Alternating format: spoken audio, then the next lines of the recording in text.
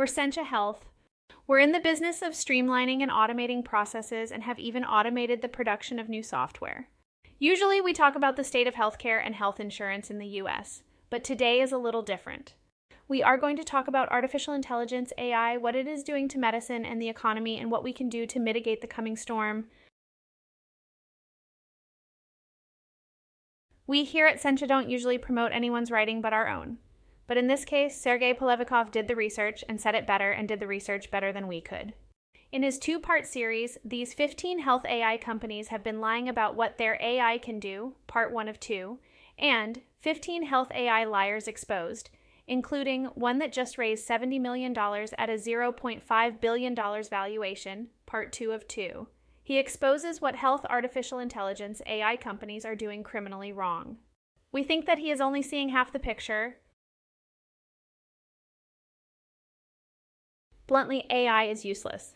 The irony of using AI-generated avatars for this video is not lost on us, by the way. It is just slightly faster than actually sitting down in front of a camera myself. Just like the big data and blockchain debacles, marketing people got hold of technology they don't understand and wrapped up the idea in pretty slick brochures in order to sell you a bill of goods. First, AI isn't AI. What they really mean is machine learning, ML, and machines don't learn. They persist data to a disk, and they compare one value with another and do something if the comparison evaluates true and something else if it is false. This is called a decision structure. If you add in a looping structure that does something over and over, you have a fully fledged programming language. That is all computers do. It is all they have ever done, and that is probably all they will ever do. With a nod to the Drake equation, if machines could think, we would see them all over the universe because they don't die. With the decision structure and looping structures in mind, the smart people who decoded the human genome at the University of California, Santa Cruz came up with a way to mimic human intuition. They came up with a database of facts and then weighted each of those facts heavier or lighter to come up with the same correct answer that a human would if she or he were given the same question. It isn't intelligent, it doesn't think, it mimics, and it only mimics after you give it the correct weighting. Sure, that is a neat trick and saves some time, but they had to look at every answer to ensure that it was giving the correct conclusion, making it nearly useless. You still had to have a person checking the work. These incorrect answers are generally called hallucinations. An hallucination is when a generative AI model generates inaccurate information but presents it as if it were true. AI hallucinations are caused by limitations and/or biases in training data and algorithms, which can potentially result in producing content that is not just wrong but harmful. AI hallucinations are the result of large language models, LLMs, which are what allow generative AI tools and chatbots, like ChatGPT, to process language in a human-like way. Although LLMs are designed to produce fluent and coherent text, they have no understanding of the underlying reality that they are describing. All they do is predict what the next word will be based on probability, not accuracy. This is why we can't trust AI to do any meaningful work for us. Flash forward 20 years, add the salespeople and a slick brochure, and here we are with a ton of promises that can't be fulfilled. We are picking on Pieces because we came to their site first. The others are from the same boilerplate. Let's break down what they claim they can do. Pieces claims it, quote, summarizes, charts, and drafts clinical notes for your doctors and nurses in the EHR, end quote. Let's take a look at what their slick brochure says the software does and then break it down to cold, hard facts. Specifically, quote, Pieces Working Summary. They state that the Pieces Working Summary provides a concise overview of the patient and is updated based on the latest EHR documentation, end quote. This is worthless for the very reasons stated above. The AI reads the chart and comes up with some inane, incorrect conclusions. Quote, Pieces Discharge Identification. Pieces states that it identifies and keeps track of discharge barriers that are needed for the patient to go home. End quote. We don't need AI for this. We need a checklist. The way Sentia has solved this is to have a user configurable questionnaire with all the things that need to happen before a patient can be discharged, or handed off to recovery, or anything else that requires a checklist or questionnaire. This is simple, user configurable, foolproof, trackable, and not some magic black box that you get charged millions for. Quote, Pieces Working Progress Note. Pieces states that it drafts daily progress notes for doctors within the EHR, saving time, reducing stress and error, and improving billing. End quote. With hallucinations, you can't trust AI to do anything, particularly when lives are in the balance. We can't speak to the claim of improving billing because a progress note is internal documentation and doesn't involve billing at all. If you don't have a CPT code, you don't bill. Quote, PIECES predictive models. PIECES says it provides a wide variety of customizable predictive models across clinical and operational areas to improve patient safety, reduce waste, and generate revenue. End quote. Predictive models in this instance are simply historical facts. You don't need AI for facts.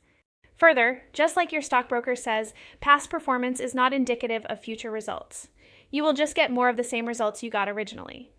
AI can't think and can only parrot back to you the things that you have weighted. Notice the use of weighted instead of trained. You can't train a computer outside of the decision and looping structures that programmers use as stated earlier. Consequently, you get no new value. Why not just use the electronic configurable checklist from earlier to figure out what you might have missed? Quote, diagnosis capture. PIECES says that it suggests potential diagnoses and diagnosis clarification, with a goal of improving billing and reducing CDI inquiries. End quote. The old legacy insurance companies have forced us to use code sets that aren't adequate to the task of documenting the patient encounter. We here at SenChao's the UMLS that contains over 14 million concepts and is fully adequate for documenting a patient encounter. That means you can do a search for fully structured data for symptoms and their associated diagnoses and get back real information and outcomes. With our systems, you get a payment amount right on the screen with the procedure, so you as a practitioner know exactly what we pay. You as a patient can look at the procedure codes as well, but you can't shop for a better deal because the old legacy insurance companies don't publish their rates, and they are different for every practice. Our system has no networks, no negotiated rates, and no medical coding. Type in your procedure in English or German or French or Swahili and see the rate. Quote, PIECES Safe Read. PIECES states that one challenge of generative AI systems is that they can hallucinate, invent non-factual information. PIECES has created the PIECES Safe Read platform to make sure its AI outputs are safe to read, i.e., hallucination risk is minimized as far as possible. Safe Read employs highly tuned adversarial AI alongside board-certified clinician oversight. End quote. Here is the whole problem in a nutshell. AI can't think, AI can't do anything of value without being monitored by a real human being that knows what the answer should be in the first place. So it is literally a waste of time, effort, and resources, and they state that right in their slick little sales brochure. So either the notes in the EMR, EHR are kind of worthless, or you can't have them generated by AI. If they are worthless, don't bother with them. If they aren't worthless, then you can't use AI. Doesn't anyone remember the dot-com bubble? How much did your company spend on big data? How about NoSQL databases? Let's talk about blockchain. What about Salesforce or PeopleSoft or any of the other packaged solutions that require a solutions architect and dozens of developers? None of those changed your business one iota, and your company spent millions and collectively hundreds of billions of dollars on deals made at the golf course by salespeople selling to C-suite executives who don't understand what they are buying. Why should AI be any different? Spoiler alert. It isn't. We mentioned the dot-com bubble specifically because in it, we learned that some of this is just sales hype and that we can't trust most technology companies to actually produce anything of value, at least in any reasonable amount of time. No, the dot-com bubble was for the high-rolling financiers to get in on an IPO and execute the exit strategy and make a lot of money before people realized the product was all smoke and mirrors. We here at SenCha say that because we do produce real working software that creates value and does it at a reasonable price and for the common good. Yes, we make a profit, and no, that isn't a dirty word, but we give value for your money. We can show off our software working and explain how it works and what it does and why you should use it in real concrete terms. AI, on the other hand, is just more smoke and mirrors, a tool to separate fools from their money. The AI bubble is already more than an order of magnitude larger than the size of the dot-com bubble. When everyone figures out that it can't really do anything, there is going to be an economic collapse. In 2002, the dot-com bubble burst and the NASDAQ crashed, going from an intraday high of 5,132.53 on March 10th, 2000 to 1,139 in October of 2002, erasing all of the dot-com gains and quite a bit more. When the dot-com bubble burst, CNN posited that the economy lost about $1.7 trillion. In 2002, the US GDP was $10.2 trillion. So 16 and 2/3% of the total US economy disappeared virtually overnight. Forbes thinks the AI bubble is set to burst and is going to cost the global economy $15 trillion. The US GDP is expected to be a little over $28 trillion, meaning that when the AI bubble bursts, we won't be looking at a tiny little 17% bump in the road. We are looking at a devastating 1930s-style depression where we lose 53% of the total output of the country, and again, basically overnight. If this prediction comes to pass, people are going to die. Hospitals and practices will shut down. Some will just flat starve. This could seriously turn into the zombie apocalypse the doomsday preppers have been warning us about. First, this is a not smart thing put forth by not smart people. They are salesmen who will do and say anything for a paycheck. In fact, the smart people at UC Santa Cruz came up with this ML thing, and we didn't hear anything about it until recently when the marketing people got hold of it.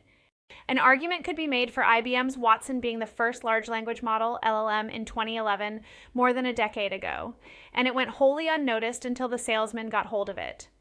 You should ignore it. Tell your friends and colleagues to ignore it. Certainly do not give the marketing people any money. The real question is, what can we do to keep this from happening in the future? That one is tougher. We suppose that the venture capital VC companies are at the root of the problem. They get hold of anything novel and pump a bunch of money into it so they can do an initial public offering, IPO, and multiply their money by orders of magnitude and exit the business altogether. They don't care if the product is viable or even real. They are long gone by the time that song gets sung. By that point, they already have their money. We are unsure how to catch these VCs doing this, and something has to be done before we all end up in a Great Depression-style Dust Bowl. VCs and marketing people are a dangerous combination. Maybe we will get lucky and the AI bubble will deflate slowly like big data or blockchain and not cause too much harm. Maybe we will all suddenly realize that AI as it stands is actually worthless for doing much of anything besides reading the script for this video, and can't be left to mind the store in any reasonable fashion. In 2002, during the dot-com bubble, people finally realized that these companies weren't producing anything of value, even information, and the whole house of cards collapsed. That realization would cause this bubble to burst as well, and half the US economy will go up in smoke overnight. If the bubble just bursts, we are looking at a 1930s-style depression that could last for decades. Many practices and hospitals will close, and tens or hundreds of thousands of lives could be lost. We are unclear on which of these will come to pass, but the storm is coming. The only resolution we can think of is a bad one. Halting the VCs and financial systems seems to be the only choice to stop this historical hype from crashing the economy every 10 years on average. This is quite literally the tail wagging the dog. Finance is a means of accomplishing goals, not the goal itself. I call on you, dear reader, to come up with a strategy to stop these finance people and keep them from crashing our economy. We have the software system we described earlier in prototype now, fully functioning with the universal, non-specialty specific EMR based on the UMLS, complete with the questionnaires and checklists. Contact us here or on our site, and we will be happy to provide a demonstration of the fully functional prototype. Read the text version of this video on our newsletter site, senchahealth.substack.com, or click the link to it in the pinned comment. All of the referenced material will also be linked in the pinned comment. We appreciate your attention and help with promotion and invite you to tell us your thoughts in the comments. We will make every effort to read and answer every comment. Part of the reason we do this is to educate you and help you to educate others. Help us help you and every insured person in the world by clicking like and subscribe, telling the algorithm to show this to more people. Until next time.